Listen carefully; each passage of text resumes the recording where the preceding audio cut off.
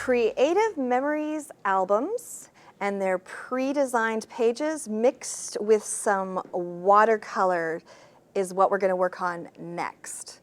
And Kelly is showing the traditional creative memories albums. I think it is sort of the starting point for scrapbooking many years ago, and it's still a classic album that comes in gorgeous colors. It's a strap hinge album, and this particular album has some pre-made pages in it.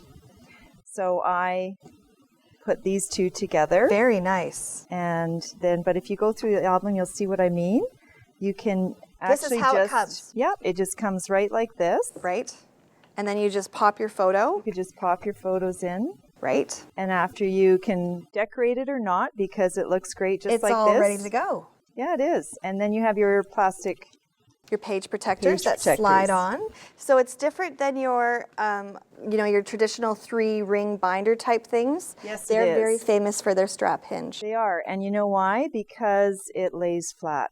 Always lays flat. Yes, one of the few albums that just is totally flat and you have a very nice visual.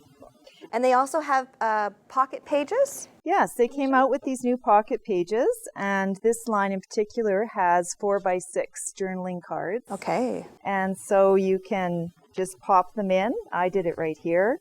I just popped in some journaling cards and a couple of photos, and I have a page. You have a page that's fixed and ready to go. Very quick and easy. So what are you going to show us here? I was wondering how you were going to show us you punched out the little ears for the Mickey Mouse ears? I did. Okay. Because Creative Memories has a punch out of the way. system. And it simply comes with this handle, which you get, and then you buy different punches. This is a circle. So this is the one-time purchase, the base of the base. Exactly, the handle. The base. Okay. And you simply slide and pop it in. I heard it. It just slid right in there. Clicky. And then you would punch your paper. I'm going to turn this because I'm right-handed. Okay. And you just punch out. Oh, nice and slick. Your Mickey ears. Mickey ears. Yeah. Perfect. And so the other thing that I did with the scrapbook page in terms of... I will open it up and show again. Mickey ears. Right here. Are these little Mickey Mouse heads, and I actually made those with the Brother ScanNCut machine. Right. I welded these circles together in the machine library and put in my paper, black paper, and cut two out. Yes. And you cut out two at the same time, like you can say you want more than one at a time? Right. Right, okay. Yeah. You can choose how many you want, whatever will fit on a 12x12 page. Now I definitely want you to show me how you did this. The watercolor border. Yes, I love that. Well, I took the Creative Memories. I'll grab that for you. Border punch. And I took some Canadian Scrapbooker Super Stock, which is nice and heavyweight. And I just punched it out just like this, a long 12-inch strip. And to create a mask. Yes, a mask, a stencil, whatever you want to call it. I took one of my pages from the album, and I just lined this up on the edge. Then my Tombow markers came out.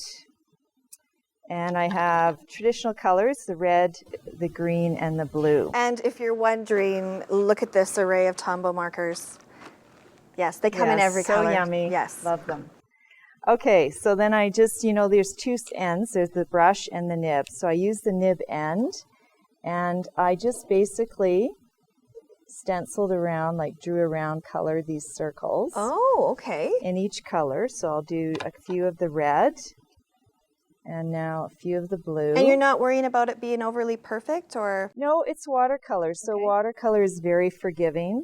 I love watercolor. It makes me feel free. Yes. Like a bird. Like a bird. Like an artist that's out in the wind. Yes. Okay. Working with watercolor.